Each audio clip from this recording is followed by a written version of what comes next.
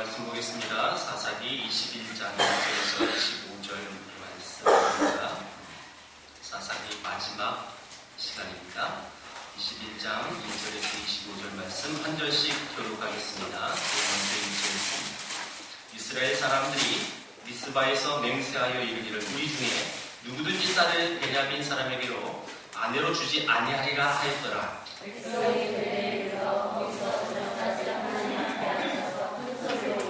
이르되 이스라엘의 하나님 여호와여 어찌하여 이스라엘에 이런 일이 생겨서 오늘 이스라엘 중에 한 지파가 없어지게 하시나이까 하더니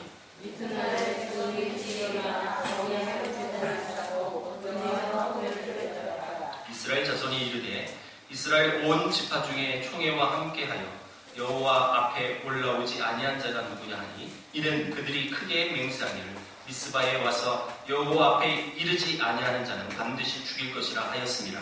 이스라엘 자손이 그들의 형제 베냐민을 위하여 뉘우쳐 이르되 오늘 이스라엘 중에 한 지파가 없어졌다. 그 남은 자들에게 우리가 어떻게 하면 아내를 얻게 하리요?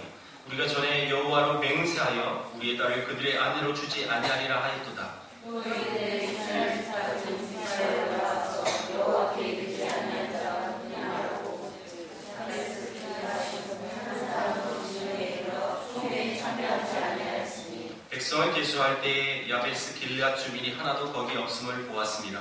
백중에 큰 용사하는 천명을 부려 보내며 그들에게 명령하여 이르되 가서 야베스 길앗 주민과 그녀와 어린아이를 갈라내 치라.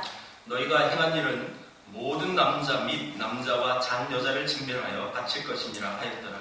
그들이 야베스 길앗 주민 중에서 젊은 처녀 400명을 얻었으니 이는 아직 남자와 동침한 일이 없어 남자를 알지 못하는 자라. 그들을 실로 진영으로 데려오니 이곳은 나나한 자라. 온 회중이 림몬 바위에 있는 베냐민 자손에게 사람을 보내어 평화를 공포하게 하였더니 그때 베냐민이 돌아온지라. 이에 이스라엘 사람이 야베스 길앗 자들 중에서 살려둔 여자들을 그들에게 주었으나 아직도 부족하고 백성들이 베냐민을 위하여 뉘우쳤으니 이는 여호와께서 이스라엘 지파들 중에 한 지파가 빠지게 하셨음이여. 그때 장로들이 이르되 베냐민의 여인이 하나님을 들렸으니 이제 그 남은 자들에게 어떻게 하여 아내로 하여 하고 또 이르되 베냐민 중 도망하여 살아남은 자에게 마땅히 기업이 있어야 하니 그리하면 이스라엘 중에 한 지파가 사라짐이 없으리라. 그러나 우리가 우리의 딸을 그의 아내로 주지 못하리니 이는 이스라엘 자손이 맹세하여 이르되 딸을 베냐민에게 아내로 주는 자는 저주를 받으리라 하였으나 또 이르되 보라 베델 북쪽 르보나 남쪽 베델에서 세겜으로 올라가는 큰 길 동쪽 실로에 매년 여호와의 명절이 있도다 하고 베냐민 자손에게 명령하여 이르되 가서 포도원에 숨어 보다가 실로의 여자들이 춤을 추러 나오거든 너희는 포도원에서 나와서 실로의 딸 중에서 각각 하나를 붙들어 가지고 자기의 아내로 삼아 베냐민 땅으로 돌아가라. 만일 그의 아버지나 형제가 와서 우리에게 시비하면 우리가 그에게 말하기를 청하건대 너희는 우리에게 예배를 내고 그들을 우리에게 줄지니라. 이는 우리가 전자에게 사람을 대하여 그의 아내를 얻어주지 못하였고 너희가 사이로 그들에게 준 것이 아니니 너희에게 죄가 없을 것이며 하리라 하매 베냐민 자손이 그같이 행하여 춤추는 여자들 중에서 자기들의 숫자대로 붙들어 아내로 삼아 자기 기업에 돌아가서 성읍들을 건축하고 거기에 거주하였더라. 그의 이스라엘 자손이 그곳에서 각기 자기의 집과 자기의 가족에게로 돌아왔으니 곧 각기 그곳에서 나와서 자기의 기업으로 돌아왔더라. 같이 있습니다. 그때 이스라엘에 왕이 없으므로 사람이 각기 자기의 소근에 오른 대로 행하였더라. 아멘. 여러분, 사람이 서원이나 맹세를 했다면 그것을 반드시 지켜야 된다고 우리는 잘 알고 있습니다. 그래서 많은 성도님들이 잘못된 서원 때문에 힘들어하고 이 땅을 살아가는 사람들이 참 많습니다.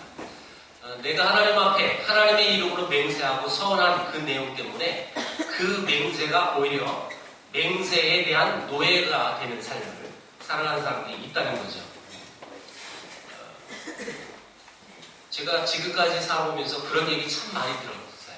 저 또 하나님 앞에 서원한 경험이 있었기 때문에 이 서원은 반드시 갚아야 된다는 거 그렇게 배웠고, 또 심지어는 그거 선한 대로 하지 않으면 큰일 난다는 생각을 갖고 있어요.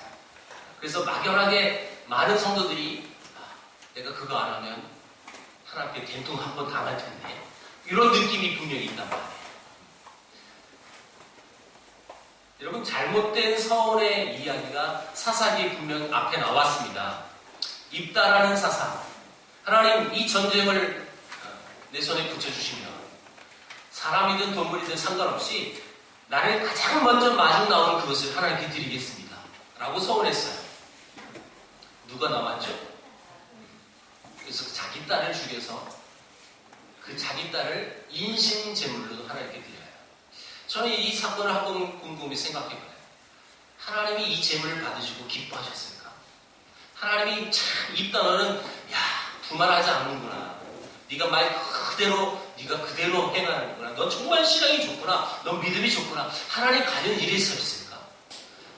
조금 그 하나님의 마음의 표현이 조금이라도 좀 섭섭했다, 하나님 기쁘셨다 이런 말만 나와서도 하나님의 입장을 알 수가 있을 텐데 그런 내용은 나오진 않아요. 그렇죠? 그래서 잘 모르는 것처럼 우리가 느껴지는데, 저 개인적으로 생각해 봤을 때 하나님은 과연 기뻐하셨을까? 라는 의문점이 있어요. 이 말은 기뻐하지 않으셨을 거라는 거예요. 왜요? 하나님의 형상으로 이런 지음받은 영혼을 지가 뭔데 자기가 하나님의 이름으로 맹세했다고 해서 자기가 죽여요? 자기 딸이라고 해서 말이 되지 않아요. 하나님이 이 내용을 가지고 기뻐하셨다면 성경 전체 전반적으로 봤을 때 하나님이 그런 분이 아니라는 사실을 알게 돼요. 절대 그러지 않다는 거죠. 오늘 중심 주제가 맹세라는 단어가 많이 나와요. 맹세. 이스라엘은 자기 형제 지파인 베냐민 지파를 도륙을 했어요. 남자 600명만 남겨놓고 싹 죽였어요. 이를테면 한 지파가 이제 존속되지 않을 수 있는 그 위기에 온 거예요. 그리고 그 전쟁에 승리하고 나서 홧김에 그들이 맹세를 했어요. 그게 1절입니다. 우리 이스라엘 중에는 절대 딸을 베냐민 지파에 시집 보내지 말자. 이렇게 맹세해요. 여러분, 우리가 맹세했으니까 그 맹세를 죽어도 그 맹세를 지켜야 된다는 의식을 갖고 이 땅에 살아가는 사람들은 그 맹세에 대한 노예의 삶을 사는 거예요. 그 맹세가 내 삶을 옥매가지고요, 자유함이 없어요. 신앙의 기쁨이 없어요.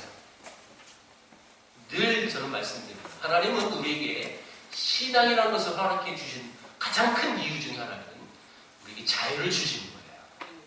우리 기쁨을 주게 하시려고 우리에게 신앙을 허락해 준 거지, 하나님은 믿음으로 해서 모든 것을 절제해서 어려움을 처하고 그래서 그게 안에서 나오는 기쁨이 없고 억지로 끌려다니는 그게 절대 신앙생활이 아니거든요. 민수기 30장에 이 맹세와 서원에 관련돼서 하나님은 명확하게 말씀하셨어요. 사람이 여호와께 서원하였거나 결심하고 서약하였으면 깨트리지 말고 그가 입으로 말한 그대로 행할지다. 여러분, 이 말은 실제로 우리가 하나님께 약속을 했다면 그걸 지켜야 된다고 말씀하십니다. 그런데 그 다음 구절부터 쭉 하나님이 보충 설명을 해주셨는데 예외가 있다.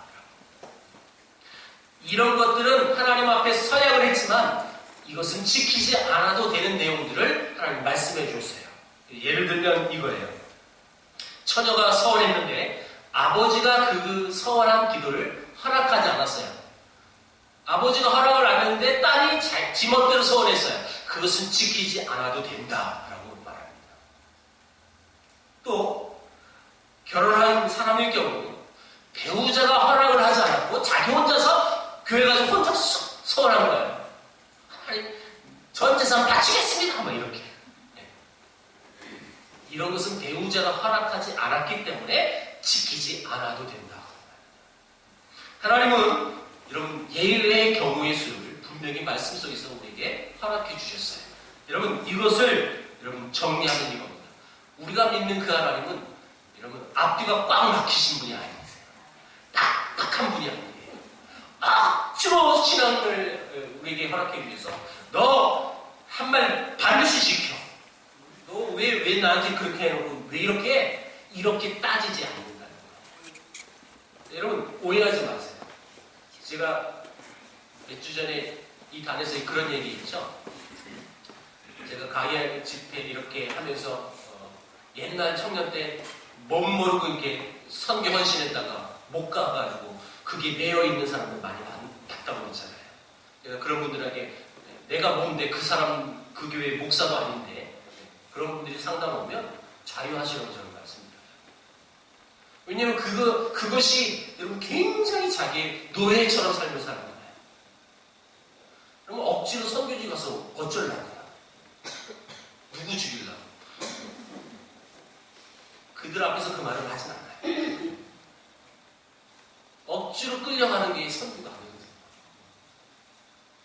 분명히 하나님 앞에 맹세와 서원하는 이 모든 부분은 예외의 경우의 수가 분명히 말씀 속에서 하나님이 허락해 주셨는데, 자, 이 이스라엘 백성들은 이 상황을 보면 하나님의 말씀에 대한 무지가 있었다는 것을 알게 돼요. 그러니까 하나님의 말씀이 그들에게 없었어요. 그 하나님의 말씀이 뭔지도 모르니까 지 멋대로 판단하고 지 멋대로 맹세하고 그 맹세에 매어서 허우적거리는 거예요. 여러분, 이들의 모든 이 맹세, 이 하나의 언약 때문에, 약속 때문에 그들의 삶이 얼마나 어렵게 되어지는지, 진행되어지는지 한번 보세요. 그 맹세가 뭐냐면 베냐민에게 우리 딸을 주지 않겠다는 맹세예요. 근데 이 1절에 나왔던 그 맹세가요, 21장 전체에 모든 이스라엘 백성들의 모든 사고와 모든 가치관을 사로잡고 있어요. 절대 주면 안 된다는 거예요. 이 하나님의 말씀에 무지한 사람들이 얼마나 비극적인 여러분 사건의 결말을 내는지 몰라요. 하나님의 말씀에 무지한 사람은 그렇게 살 수밖에 없어요. 반면에 우리는 하나님의 말씀에 무지한 사람은 아니에요. 하나님의 말씀이 내 안에 가득 차 있는 사람은 하나님의 뜻대로 살 수 있는 거예요. 근데 하나님의 말씀에 무지한 사람은 하나님의 말씀이 뭔지는 모르니까 하나님 말씀대로 살지 못해요. 오늘 그 대표적인 내용들이 오늘 21장 전체예요. 그래서 이 말씀에 무지한 사람들의 결과, 그 결론이 무엇인지 그걸 찾아보는 겁니다. 첫 번째가 1절에서 4절인데, 자, 이스라엘 백성은 하나님 앞에 나와서 대성 통곡을 합니다. 왜요? 이 베냐민 지파하고 싸워서 남자 600명을 남겨놓고 싹 전멸시켰어요. 다 전쟁 끝나고 나니까 정신이 바짝 들어요. 왜요? 자기들이 뭘 했는지 이제 보여진 거예요. 우리가 한 지파를 완전히 몰살시킬 그 위기까지 온 거예요, 지금. 이런 거죠. 요즘 개그 버전으로 얘기하면 내가 뭐 한 거지? 막 이런 거예요. 여러분, 사사기 20장에 베냐민 지파하고 처음 싸울 때 유다 족속이 먼저 올라가라고 하나님이 허락했어요. 그때 싸워서 지죠? 그래서 총 5만 명이 죽어요. 물론 여러분 이스라엘 백성들도 희생이 있었습니다. 자기 동족과 여러분 전쟁하는 데 있어서 하나님이 허락해서 싸우러 갔는데 오히려 패배를 맞은 거예요. 처음에는 약 5만 명이 죽으니까 열받았어요. 자, 제가 이 표현을 분노라고 표현했습니다. 분노. 여러분 자기들이 죽으니까 분노해가지고 여러분 그들을 싹 죽여버려요. 여러분 자기 감정을 절제하지 못하면 이런 결과가 나오는 거예요. 자, 그러면 이걸 정리해 볼까요? 하나님의 말씀에 대한 무지가 있었던 그들에게 또 하나님과 관련되지 않은 맹세, 잘못된 맹세를 했고, 그리고 전쟁에 지니까 또 이 분노의 감정이 그들에게 들어와서 완전히 사단의 밥이 되어진 이 모습을 보게 되어집니다. 분을 내어도 죄를 짓지 말며 해가 지도록 분을 품지 말고 마귀에게 틈을 주지 말으라고 에베소 4장에 말씀합니다. 여러분 우리 크리스찬들이 이 말씀을 잘 기억해야 돼요. 분을 품어도 언제까지 갖고 있으라고요? 네. 다시 말하면 하루를 넘기지 말라는 뜻입니다. 저도 신학대학교 가서 이 말씀이 참 마음에 많이 찔렸던 경험이 있었어요. 그래서 신학교 간 이후부터는 제가 싸우지 않으려고 하지만 싸울 때도 있잖아요. 싸워도 그 다음날 넘기지 않으려고 노력했어요. 그래서 화해도 하고 먼저 옛날 내 성품 같아서는 절대 있을 수 없는 성품이에요. 그런데 하려고 노력을 해요. 해보니까 그게 진짜 성경적이더라고요. 그러다 보니까 더 안정이 되어지고 싸우지 않으려고 하는 마음도 갖게 되고. 여러분 이게 진짜 성경적이에요. 여러분 우리가 완전하지 않아서 분을 낼 수 있어요 사실. 그렇죠? 분 내잖아요. 여러분도 집에서 가끔 아니 매일 분 내잖아요 자꾸. 근데 그 분노가요 그 다음날로 넘겨서 가려면 이게 성경적이에요. 분노라는 건 혈기예요. 혈기. 한마디로 속이 뒤집어지는 거. 근데 그것이 죄가 될 수도 있다는 사실을 우리가 망각한다면 그럼 계속 그 죄 속에서 허우적거리면서 삶을 살 수밖에 없다는 거예요. 이 분노는 자기 의나 율법주의적인 삶의 태도에서 나오는 것이기 때문에 계속 거기에 넘어질 수밖에 없어요. 다른 사람의 모습이 자꾸 보여지고 그것이 정죄가 되어지고 판단하게 되어지고 나도 모르게 그 사람을 미워하고 유혹하고. 여러분 이런 행태가 뭐냐면 내가 옳은 거예요. 내가 내 생각이 옳은 거고 내 판단이 옳은 거예요. 그러니까 내 판단, 내 기준이 딱 있는데 내 기준하고 안 맞는 건 정말 다른 거고 틀린 거예요. 다른 거라고 인정을 해야지 틀린 거라고 생각해버리면 안 되는 거죠. 내 말이 옳고 내 마음이 옳고 내 행동이 옳은 것. 여러분 그런데 다른 사람은 그렇게 살지 않으니까 내 마음에 화가 나는 거예요. 그리고 그게 성품이 돼서 쉽게 열내고 화내고 그때마다 마귀의 종노릇하며 이 땅을 살아간다. 여러분 마귀가 가장 이런 것들을 좋아하는 거거든요. 이런 걸 탁 틈타서.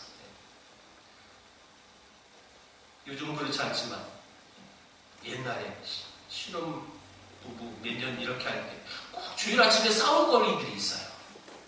여러분 동감하신 분들 꽤 있을 겁니다. 주일 아침에 싸움거리들이 있습니다. 여러분 그것이 이제 마귀가 틈타는 건데 거기서 이 모든 영적 전쟁인 것을 깨닫고 바로 깨닫고 거기에서 잘 넘어가는 사람은 성숙한 그리스도인이고 그것도 모르고 그냥 있는 대로 쑥 나와요. 그러면 또 상대방의 감정을 또 상하게 만들고 이 싸움은 교회 와도 은혜가 안 돼요. 내가 아까 그때 대받아 쳤어야 되는데 막 떠오르고 이것이 여러분 사탄이 우리를 노리는 부분이라는 사실을 기억해야 합니다. 자, 하나님의 말씀에 무지한 사람들의 행태가 이거였어요. 자, 두 번째 행태가 뭐냐면 5절에서 12절의 사건입니다. 자, 남아있는 600명 이 베냐민 지파 그 사람 남자들을 어떻게 결혼시켜야 될까? 결혼시켜서 자식을 낳아야 그 지파가 유지가 될 텐데 여러분 자기들은 분명히 하나님 앞에 맹세를 했단 말이에요. 자기 딸을 베냐민 지파에 시집 보내서 안 되거든요. 자기들이 안 보내면 그 사람들을 어떻게 해요? 지파가 존속되지 않아요. 참 이거 이상한 그림이에요.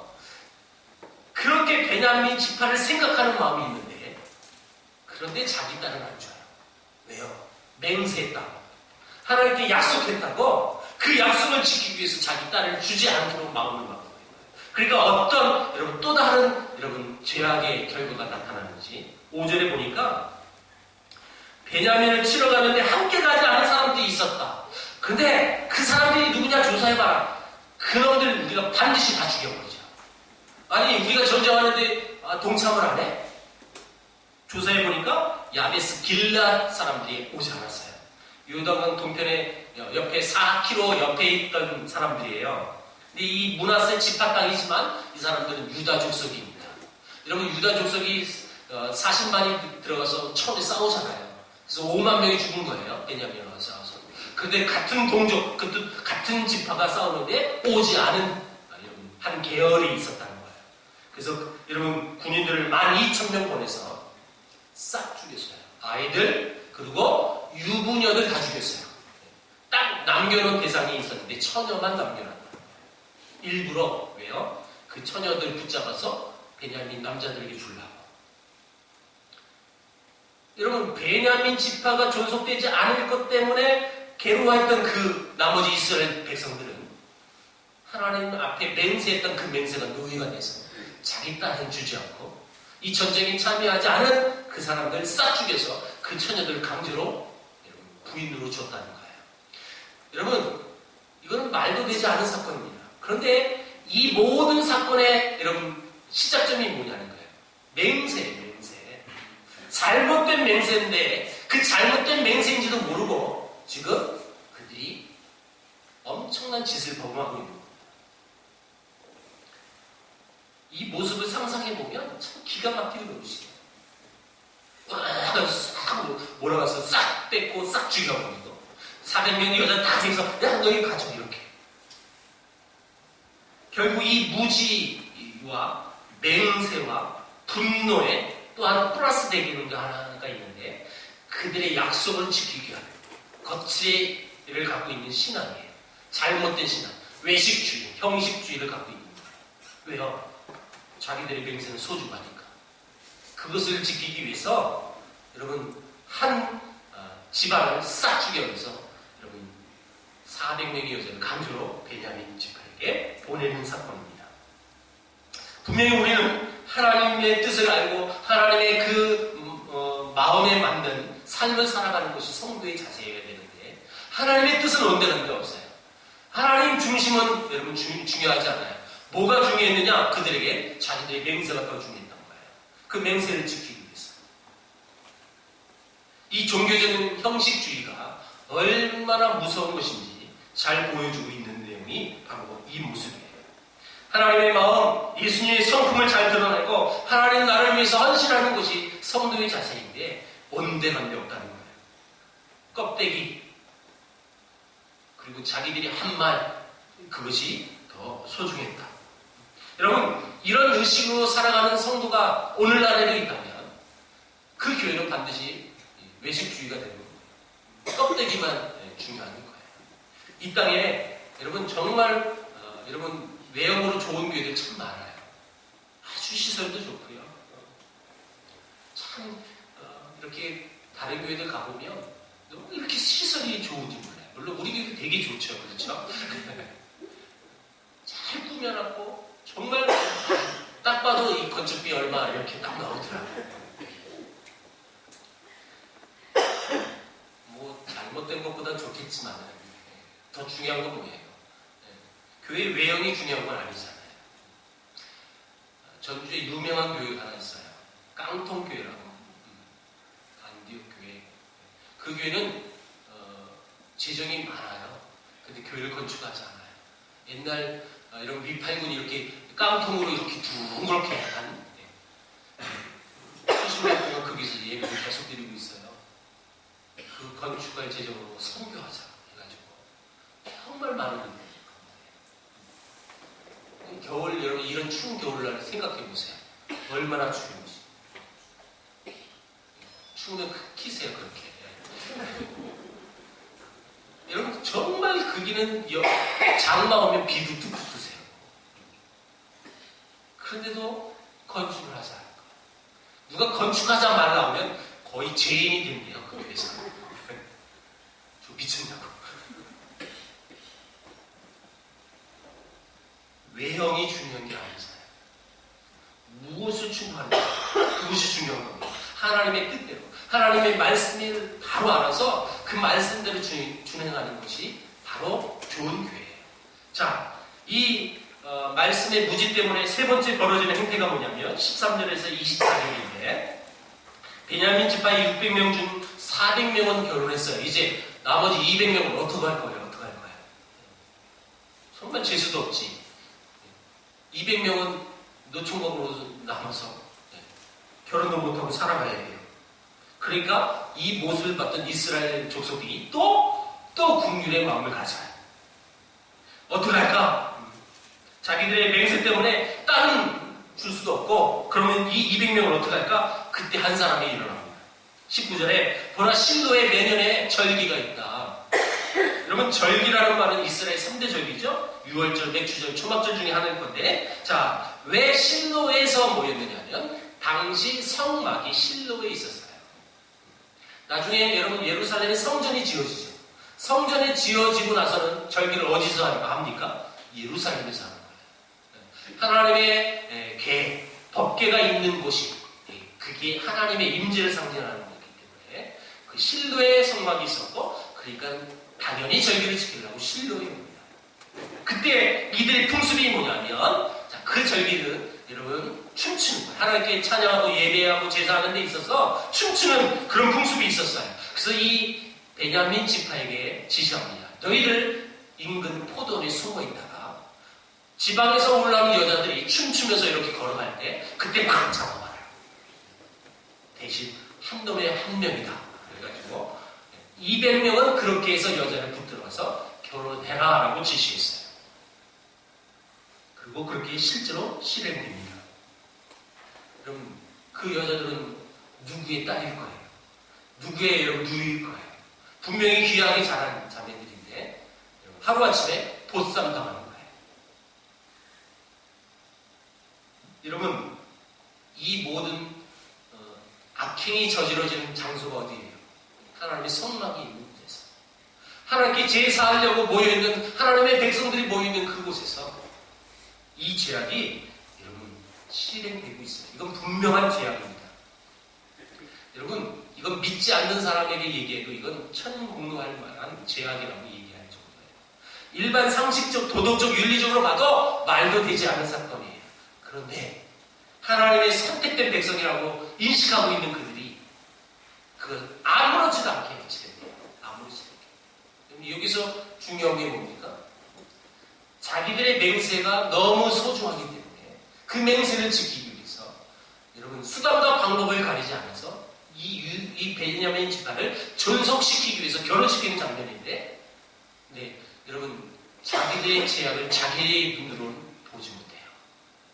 이게 가장 큰 문제라는 거예요. 제가 서론에서 이런 말씀 드렸습니다. 이 모든 악행이 벌어지는 이 모든 시작점은 잘못된 맹세에서 시작된다고. 그 맹세를 지키기 위해서 여러분 정말 어이없는 행동을 하는 거예요. 어처구니없는 행동을 하는 거예요. 그런데 이런 어이없는 일이 지금도 신앙의 이름으로 우리 중에서도 일어날 수 있다는 겁니다. 잘못되어진 것, 잘못된 신앙의 경험 때문에 잘못 하나님의 말씀에 따라가서 여러분 온전히 살아가지 못하고 잘못된 삶을 살아가는 성도들이 많다는 거예요. 중요한 것이 뭐냐면 하나님의 말씀이 무지에서 나타나는 행태라는 거예요. 무지. 여러분, 하나님의 말씀이 얼마나 소중한 것인지 우리는 바로 알아야 합니다. 그리고 그 말씀이 내 삶의 기준점이 되어야 돼요. 그래서 어떤 어려움, 어떤 역한 환경이 올지라도 하나님의 말씀이 그때그때 생각나게 하셔서 그 위기를 하나님이 모면케 하시는 그 경험을 우리가 해야 합니다. 이 하나님의 말씀이 없다면 절대 우리는 하나님의 뜻대로 살아갈 수가 없는 백성이에요. 여러분, 도대체 이스라엘 백성들이 어떻게 이렇게까지 왔을까요? 여러분, 자기들의 죄악인지도 모르면서 살아가는 이 행태는 도대체 그 근간이 뭐예요? 왜 사람들이 자주 분을 내고 왜 사람들이 이 거칠에 빠져서 살아갈까요? 왜 사람들이 율법의 의가 더 소중하다고 생각할까요? 하나님의 말씀이 더 소중한데 그 원인이 뭐냐면 25절에 결론을 내립니다. 자, 25절 읽겠습니다. 시작. 그때 이스라엘에 왕이 없으므로 사람이 각기 자기 소견에 오는 대로 행하였다. 사실 지금 이 사사기 마지막 3번의 설교가 사실 주제가 다 같아요. 왕 대신 마음에 왕이 없는 사람들, 그리고 오늘 말씀은 왕이 없으므로, 사실 똑같은 말인데 다르게 표현할 뿐이에요. 똑같은 주제예요. 그들의 마음에 왕이 없었어요. 왕이신 하나님이 그들에게 없었으니까 자기의 소견에 옳은 대로 행한 거예요. 지금 이 이스라엘 백성들이 결론 내려서 회의해가지고 여러 계획을 하고 실행한 이 모든 것은 자기들이 생각했을 땐 하나님이 기뻐하실 거라는 거예요. 하나님이 원하는 모습이라는 거예요. 그런데 하나님이 그걸 진짜 원하셨어요. 인신제사를 드리고 같은 동족을 여러분 죽여버리는. 여러분 물론 베냐민 집가가 원인 제공이죠. 그렇죠? 이 레이 사람의 첩을 강간해서 죽였으니까 그 원인 제공은 분명히 맞긴 맞아요. 근데 그 모든 전쟁을 다시 앞으로 가는 거예요. 그들이 하나님께 물었어요. 하나님 이 전쟁을 할까요 말아야 될까요? 그렇게 묻지 않고 일단 결론 내렸어요. 자기들이 싸우는 걸로 결론 내렸고 누가 먼저 갈까요? 하나님 이렇게 질문합니다. 잘못됐다는 거예요. 하나님의 말씀이 그들에게 없다는 거예요. 하나님의 말씀이 무지했다는 거예요. 그러니까 자기의 소견에 옳은 대로 하라는 거예요. 자, 이걸 우리의 삶으로 적용해 보세요. 저와 여러분들도 하나님의 말씀이 내 안에 없으면 내 마음대로 하는 거예요. 내 마음대로 내가 생각해서 내가 판단해서 그게 옳으면 그게 하나님의 뜻이고 하나님의 마음이에요. 그래서 그렇게 행동하는 거예요. 잘 보세요. 하나님의 말씀에 무지한 사람들의 결론을 드리겠는지. 여러분 처참한 장면이에요. 이건 입에 담을 수도 없을 만큼 끔찍한 이야기예요. 그런데 그것이 죄악인지도 모르고 사는 겁니다. 다시요. 우리가 하나님 앞에 죄를 짓는데 내가 지금 죄 짓고 있는지도 모르고 살고 있어요. 정말 불쌍한 거 아닙니까? 여러분 성도라는 것은 죄를 짓게 되면 그게 죄인 것을 깨닫게 하시는 게 하나님의 역사예요. 근데 그게 없어요. 그게 없으면 어떻게 살아요? 지 멋대로 사는 거예요. 지 멋대로. 그게 망나니처럼. 근데 그게 하나님의 뜻이라고 지는 믿고 있는 거고요. 이건 말도 되지 않는 사건입니다. 다시 말하면 이 모든 것이 하나님 중심이 아니에요. 자기 중심이에요. 자기 중심. 나 중심이에요. 내가 판단해서 서운 맹세하는 거예요. 저 아주 나쁜 놈들은 절대 딴에는 주어서는 안 된다. 그 맹세가 잘못되었기 때문에 그 잘못된 맹세를 또 지키기 위해서 천인공노할 만한 짓을 또 진행합니다. 여러분 옳고 그름의 기준이 나에게 있어서 분명히 잘못인데도 불구하고 자기 기준을 보니까 그게 옳은 것으로 얘기해요. 왜요? 자, 오늘 말씀 25절 주제예요. 왕이 없었기 때문에. 그들에게 왕이 없었어요. 하나님이 없었어요. 그러니까 자기 마음대로 사는 겁니다. 대부분 문제의 원인은 맹세가 나타나는 고집과 하나님에 대한 무지와 마음의 분노에서 시작됐어요. 이 모든 행태가요. 하나님이 과연 이 사건을 보시고 기뻐하셨을까? 저는 분명히 그런 내용은 나오지 않은데도 불구하고 여러분 마지막 구절에 25절에 그 말씀을 넣었다는 것은 하나님 기쁘지 아니하셨다는 뜻이에요.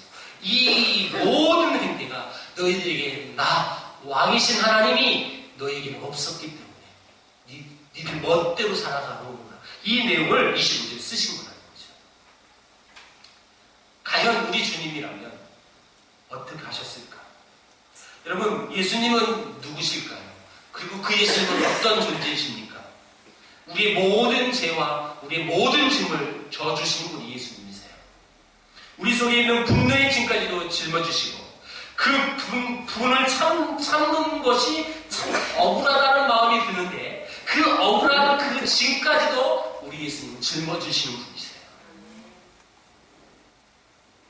마음의 감옥에서 우리를 건져주시고 고아와 가부처럼 외로운 마음에 해방을 주시는 분이 바로 우리 예수님이십니다. 예수님이었다면 과연 어떻게 하셨을까요? 여러분 신약에서 예수님의 행동과 예수님의 말씀을 토대로 얘기한다면 예수님이 이 상황이었다면 그 베냐민 집안 용서하셨을까요? 분명히 용서하셨습니다.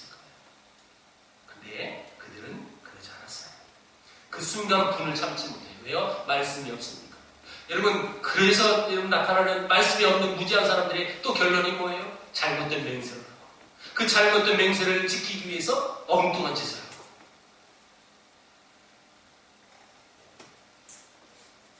아일랜드에 인디언이라고 부르는 켈트족이 있습니다. 켈트 문화라는 것도 있는데, 이 켈트 문화가 사실 양아지 묘지에 가도 있어요. 외국인 묘지에 가면 그 당시 켈트 문형들이 많이 있거든요. 이 켈트족의 문화 중에 하나가 이런 것이 있답니다. 아남카라라는 말이 있는데, 이 말을 해석하면 영혼의 동반자라는 뜻입니다. 아남카라, 이게 영혼의 동반자인데, 자, 이 영혼의 동반자라는 말을 쓸 때의 그 대사는 그 사람을 전적으로 믿을 때, 내 영혼의 동반자라고 이런 고백을 할 수 있다는 것은 그 사람을 신뢰하지 못하면 그 말을 고백을 못하는 거예요. 그래서 그 말을 받는 사람은 참 큰 칭찬을 받는 것이고 인정을 받는 것이기도 해요. 내가 당신의 영원의 동반자이기를 원합니다. 당신이 나의 영원한 사랑의 동반자이기를 원합니다. 당신과 나는 서로의 아람카나이기를 원합니다. 라고 했을 때 눈물을 흘릴 만큼 그들의 문화가 있다. 여러분, 이것이 바로 저와 여러분들, 우리가 예수님께 드리는 고백이어야 되지 않을까요? 우리 영원의 동반자는 우리 예수님이십니다.